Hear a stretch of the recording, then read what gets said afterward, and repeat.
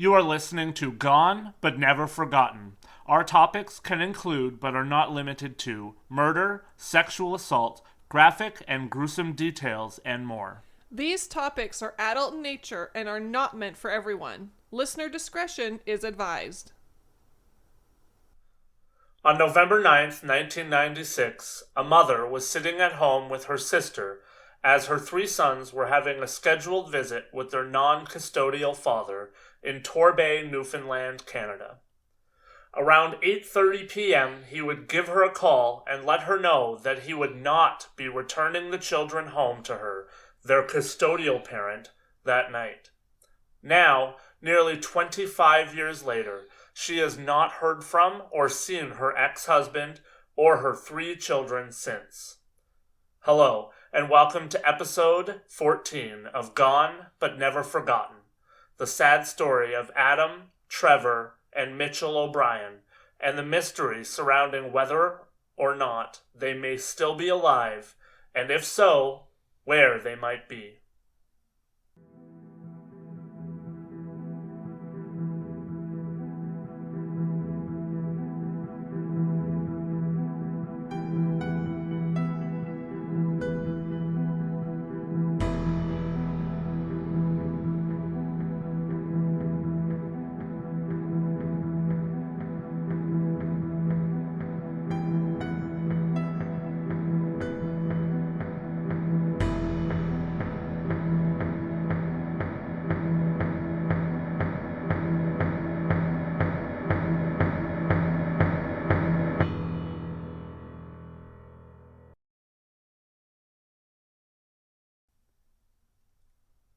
Hello, everyone, and welcome to GBNF.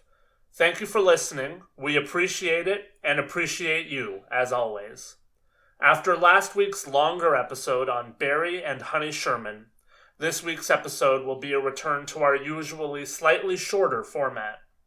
As always, let me bring in my lovely wife and much better-looking co-host, Julie. How are you today, Julie? Hey, Lance, I'm good. How are you? Yeah, I'm doing okay. It's the weekend, right? Yes, definitely. Julie also informed me that we seem to have been a little heavy on the murder cases of late, and that she wanted to focus on a missing persons case. So, as a good husband and co-host, I got to work, and that is why we are doing this case that we are doing today. Why do you prefer the missing person cases over the murder cases, Julie? I just feel like it's really easy to get sucked into murder cases when it comes to true crime. There's still so many things that happen in missing persons cases that I feel like it gets swept under the rug because it's not, and I quote, as bad, but it is. It's just absolutely heartbreaking.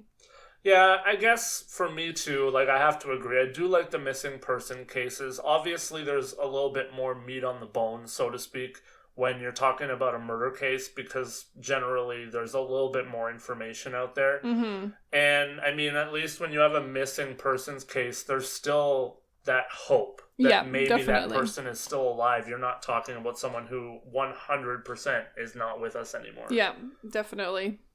All right, well, without any further ado, let's tell this sad story that involves three boys who, if alive, would be 39, 36, and 29 years old today.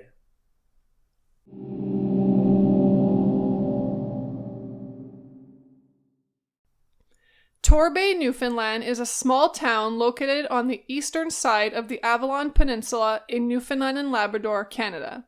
The town is located about 12 kilometers north of the capital city of St. John's and is part of the St. John's metropolitan area. Today, the population is growing steadily because of its proximity to St. John's, with a population, according to the 2016 census, of 7,899. In 1996, when our story takes place, the population was 5,230. Yes, and one thing that can be said for those of you that are listening is that in Newfoundland, the types of crimes that are common are things like petty thefts, disturbing the peace, and lower level crimes. Things like kidnapping, murder, and things like that are not very common. So this case and other cases that we have and will cover for this show are indeed not the norm. On November 9th, 1996, Diana O'Brien was preparing her boys for a visit with their non-custodial father at his home. The routine was that he would pick the boys up early in the day and then drop them off at night. For those that do not know how things work in Canada, when a marriage or relationship ends that involves children, there are many different legal setups that can be put into place by the courts to do the best that they can to protect the safety, well-being, and homeostatic lifestyle of the children as best as possible. In this instance, Diana O'Brien was in sole custody of the children, which means that she had full physical and legal custody of the children, and she could make all of the important decisions in the children's lives. The other parent is often referred to as the non-custodial parent, and they usually have access to the children, which means that they do have the ability to spend time with their children still, sometimes under supervision and sometimes not. In this case, the father of the boys, Gary O'Brien, had the ability to see his boys and have them at his house, but he did need to return his children to Diana at agreed upon times, and visits would be held under agreed upon restrictions. So here we are on November 9th. It is reported that Diana had spoken with Gary and let him know that their youngest son, Mitchell, was unwell, and that she thought that Gary should just take the older boys, Adam and Trevor, for the day. Gary, however, took exception and demanded that she prepare all three boys for the day at his house. Later that day, late albeit, Gary showed up and picked up his three boys. Diana would say goodbye to her children and look forward to seeing them later. However, now, 25 years later, sadly, she has not seen them again. Every single parent's worst nightmare. Yeah, we have kind of half shared this on the podcast in the past, but Julie has a son, and he's obviously now my stepson, and this has been and always was one of my biggest fears. It's scary to think about your child leaving home for anywhere and not returning. I cannot even imagine what this poor woman went through and is still going through to this day. Oh yeah, like there's definitely I feel for her, as a mom, and even as a dad or a parent of any kind, you just never want that to happen, especially with the biological parent or someone in the family. I think it just makes it worse because you had that trust, even if it was just 1% trust, to let them go in the first place. Yeah, we'll get a little bit more into some of the statistics here in a second, but yeah, I mean, it's crazy to think how often this happens with a family member. Yeah. At 8:30 p.m. that night, Gary called Diana, and she expected him to tell her that he and the boys would be late for their return, as that was not out of the norm. However, the message that she received over the phone that night was much more gruesome. Gary told Diana that he would not be returning the boys to her, and that if anyone tried to get into his house, the former family home, it was rigged with booby traps and would explode if anyone came and tried to intervene in the situation. Diana immediately asked to speak to their children, and Gary responded by telling her that she could do so later, and he told her that she would learn what it was like to not have her children on her next birthday. He then hung up the phone on her. Diana's sister, who was with Diana at the time, promptly called the police to report what had occurred. As we all know, in cases like this, time is of the essence. According to Stats Canada from 1996, roughly 56,000 cases of missing children occurred in Canada. 78% of those were runaways. Abductions only accounted for 1% of missing children cases that were reported to police. Approximately 1,000 children were the victims of abduction in Canada in 1996, and 2/3 of those were parental abductions. Indeed, and time is of the essence because generally, those that have intentions on completing an abduction have a well thought out plan, and that grants them a head start against anyone that attempts to pursue them. In this case, one has to wonder if Gary and the boys were even at the house anymore when this phone call was made. Yeah, that's something that I didn't even really think about, Odds are, with this being a small town and likely not too long of a response time, Gary was already the hell out of Dodge before he called Diana. The police, of course, rushed to Gary's house, and when they arrived, they realized that Gary had indeed not been bluffing. Gary had set up a makeshift bomb using two 400-pound propane tanks. The combined explosion that would have ensued if those propane tanks had gone off would have destroyed Gary's house, untold numbers of neighboring houses, and anyone that was remotely close to Gary's home. Yeah, the lengths that he went to here were pretty crazy. This was more than just threatening and spiting an ex-wife. This was a man that didn't care clearly if he died, his kids died, his ex-wife died, or any number of responders or innocent neighbors died in the process of this abduction. Sadly, he was not the first person to think along these lines, nor will he be the last. People in these types of situations and mindsets tend to have a me against the world mentality combined with some serious tunnel vision.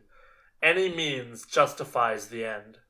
For Gary, acting this way was not out of the norm. He has been described by those that knew him as suicidal with a history of violence, and he does have a history of psychiatric problems as well.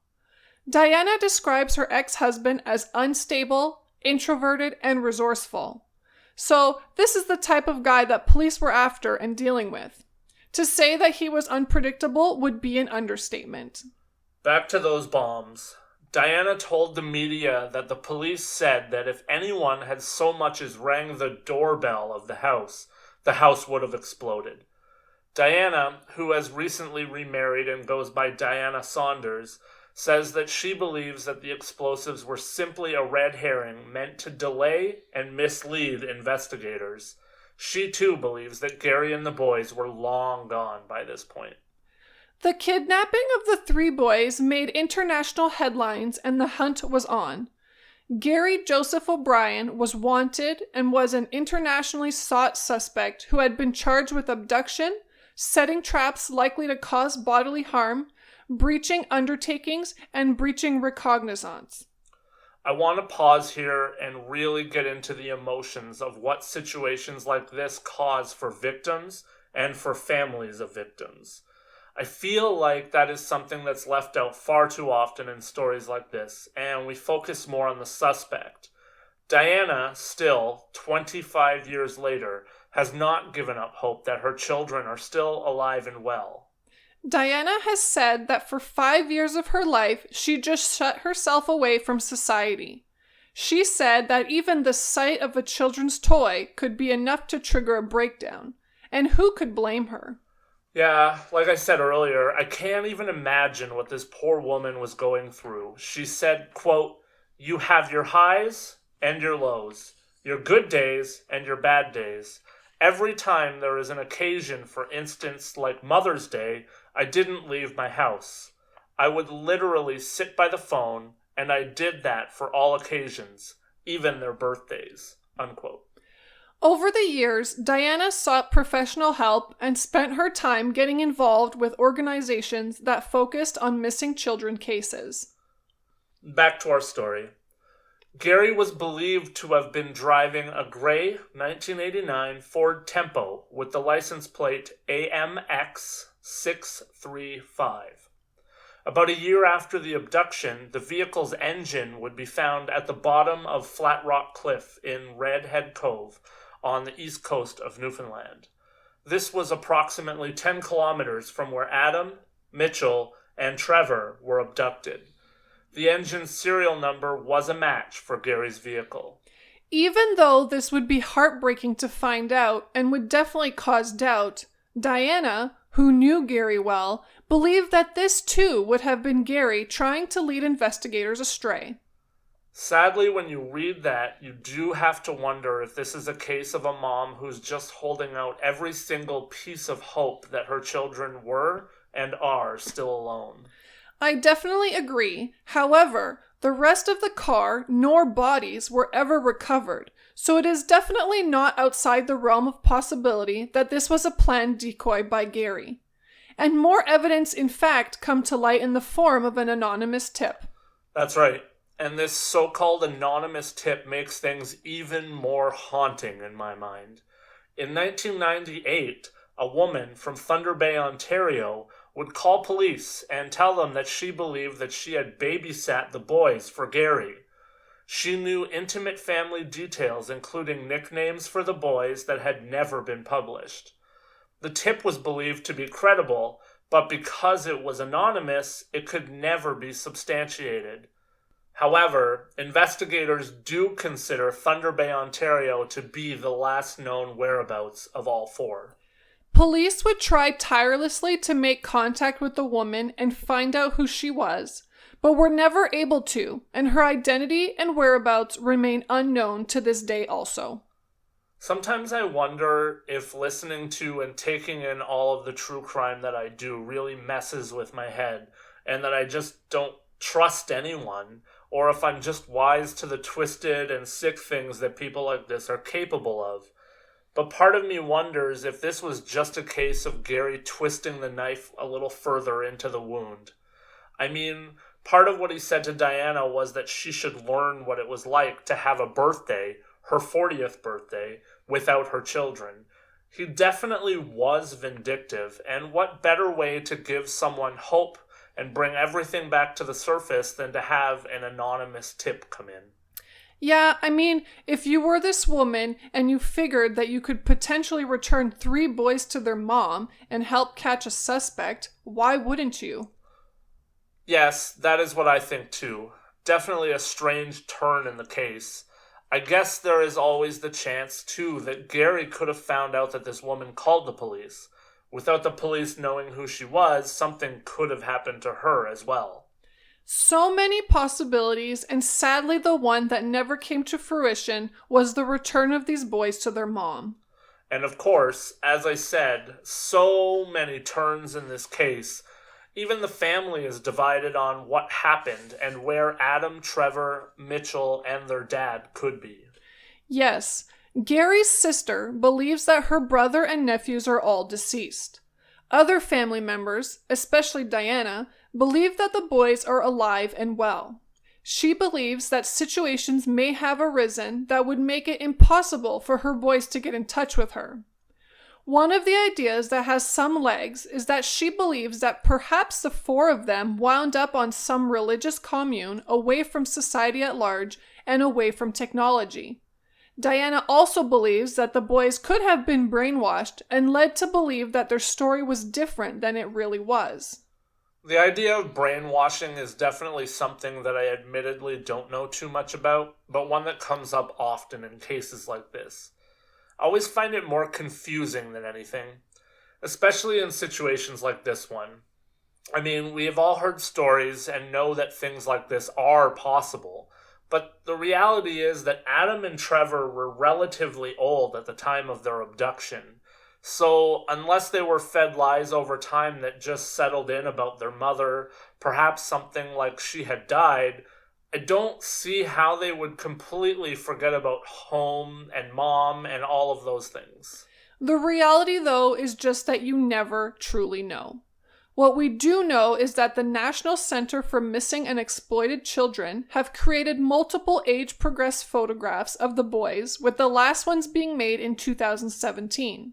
We will attach these to the show poster so that everyone can see them. Yes, and as we are apt to do, we want to give a description of the suspect and the victims, even though a lot of time has passed because you never know what could trigger someone's memory. Adam Matthew O'Brien was 14 years of age when he disappeared. At the time, he was 5 feet tall, weighed 99 pounds, and had blue eyes and brown hair. On October 28th of 2021, he would be 39 years of age. Trevor Anthony Thomas O'Brien was 11 years of age when he disappeared. At the time, he was 4'8", weighed 71 pounds, and had blue eyes and brown hair. On May 8th of 2021, he would have been 36 years of age. Mitchell Gary Marcus O'Brien was 4 years of age when he disappeared. At the time, he was 3 feet tall and weighed 46 pounds and had brown hair and brown eyes. On November 29th of 2021, he would be 30 years of age. And finally, Gary O'Brien was 40 years old when he allegedly kidnapped his 3 children. At the time, he was 5'10" and weighed 135 pounds and had gray hair and blue eyes. On October 17th of 2021, he would be 65 years of age. As we always do, this is where we appeal to you. If you think that you may know something about the O'Brien family that is not already known, reach out to the Royal Newfoundland Constabulary at 709-729-8000 and let them know what you know. Yes, maybe you are out there and you know something. Maybe you are out there and you're the woman that made the call from Thunder Bay, or you know the woman who made that call from Thunder Bay. Or maybe you think that there is even a remote chance that you and your brothers could possibly be Adam, Trevor, and Mitchell. Make a call. There are ways to qualify and disqualify things like this. And we know that there is a mom out there who would love to be reconciled with you.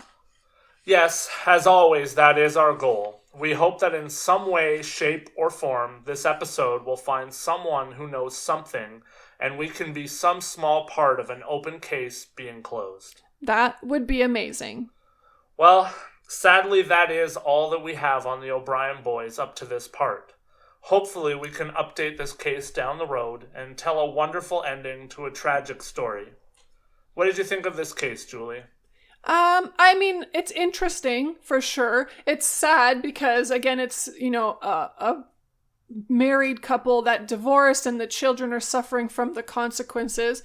And I think that's just very, very sad. So I do hope there is some answers to this, and I hope it sheds a little bit of light on, people who want more time with their children and how it does affect them and the other parties.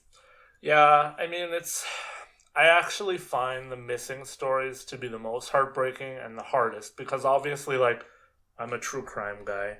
I like to, try to figure it out, get to the bottom of it, figure out who might have done something or what. In cases like this, we know pretty much who did what. So it's just, where are they? Where do these people always disappear to? And I guess that's what gets into my head. Oh, yeah. And even just, the mom and the family never knowing. They're holding on for hope. But, how long can you hold on for? They need answers. Yeah, just terribly sad. But let's switch gears from sad to exciting. I do have some outstanding news for you and for the listeners this week. Oh, do you now? Yes, I do. 2 pieces of news, actually. First, the minor one. We passed 1,000 Twitter followers this week. Woo! I know that's not huge news, but Twitter has been my baby while you've been dealing with the Instagram world. Well, I think that is pretty great news. So if that's the small news, I can't wait to hear what the bigger news is. Well, we officially have our first ever patron over on Patreon. Whoa, that is amazing news. Who is our first Patreon? Stacy Yapko Misra is the OG, the original goner. We probably still need to come up with some more awesome and less corny name for our patrons. But that'll work for now, and definitely for Stacy. That is so cool. Thank you so much, Stacy, for your support, and nobody will ever be able to take away the fact that you were the first. Now, in the vein of some of my other favorite podcasts, I want to do something a little bit extra for our patrons. So each time that one of our patrons signs up for the first time, or they bump their support to a higher level, we're going to tell you something a little bit extra about them.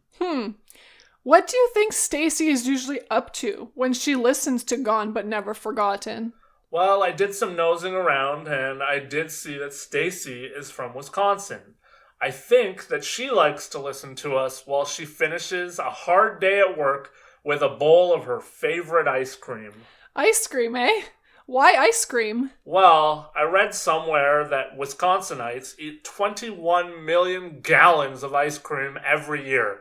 I thought that was a lot of ice cream. Well, I gotta tell you, I think I need to move to Wisconsin then. Well, hopefully there are other great things there aside from ice cream, since, I come with you, and I'm not a big eater of ice cream. But I digress. Once again, thank you, Stacy, for supporting us and supporting GBNF. Anyone else that wishes to support us, please check out our Patreon page. And if we have any new patrons, we'll tell you what they're up to on the next episode. Until then, we will see you in 2 weeks for our next one. Thank you for listening to Gone, but Never Forgotten.